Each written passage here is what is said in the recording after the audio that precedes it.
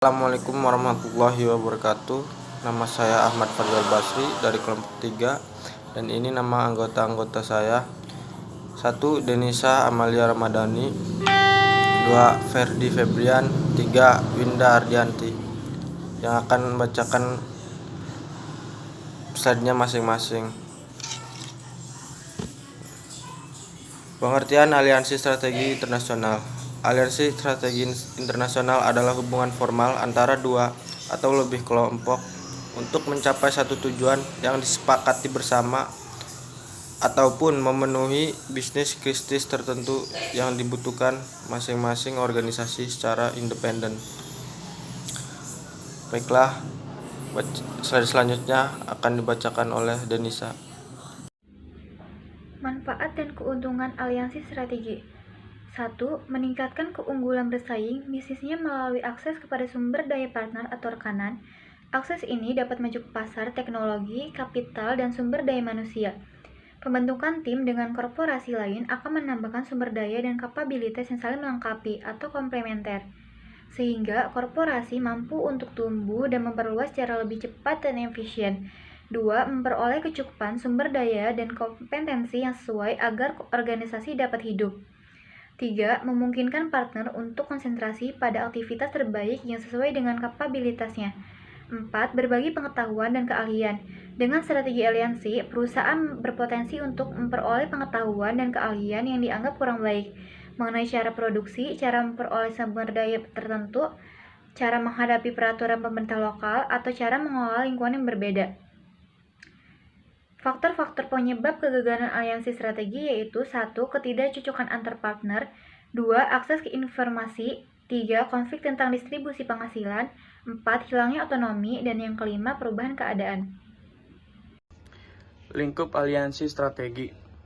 1. Aliansi komprehensif terbentuk ketika para partisipan setuju untuk melaksanakan secara bersama-sama berbagai tahapan proses yang membentuk produk atau jasa yang dapat dibawa ke pasar meliputi R&D, desain produksi, pemasaran, dan distribusi.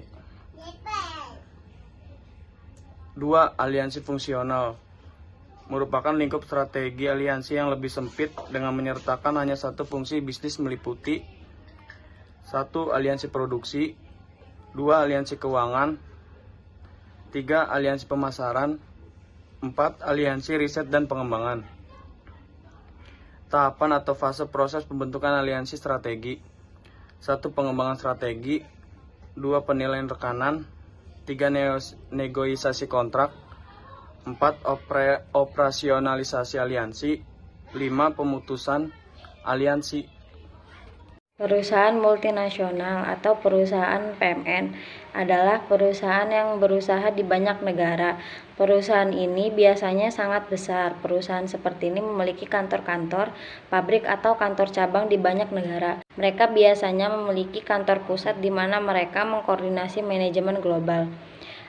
Yang terakhir yaitu jenis aliansi strategi. Jenis aliansi strategi ada 4, yaitu yang pertama, joint venture adalah suatu jenis aliansi strategi yang dalamnya ada 2 atau lebih perusahaan yang membuat perusahaan secara legal dan mandiri. Yang kedua yaitu equity strategic aliansi adalah jenis aliansi strategis yang di dalamnya terdapat 2 atau lebih perusahaan dengan presentasi kepemilikan yang berbeda untuk membentuk perusahaan secara bersama, namun menggabungkan sumber daya dan juga kemampuan untuk mengembangkan daya saingnya. Ketiga yaitu non-equity strategic aliansi adalah jenis aliansi strategis yang di dalamnya terdapat 2 atau lebih perusahaan dengan hubungan kontraktual guna menggunakan sebagian sumber daya dan juga kapabilitas uniknya guna mengembangkan keunggulan daya saing. Yang keempat yaitu Global Strategic Alliance adalah jenis aliansi strategis yang mana di dalamnya terdapat suatu kerjasama secara partnership 2 atau lebih perusahaan yang berbeda di lintas negara dan juga lintas industri. Terima kasih. Sekian dari kelompok kami. Kurang lebihnya mohon maaf. Assalamualaikum warahmatullahi wabarakatuh.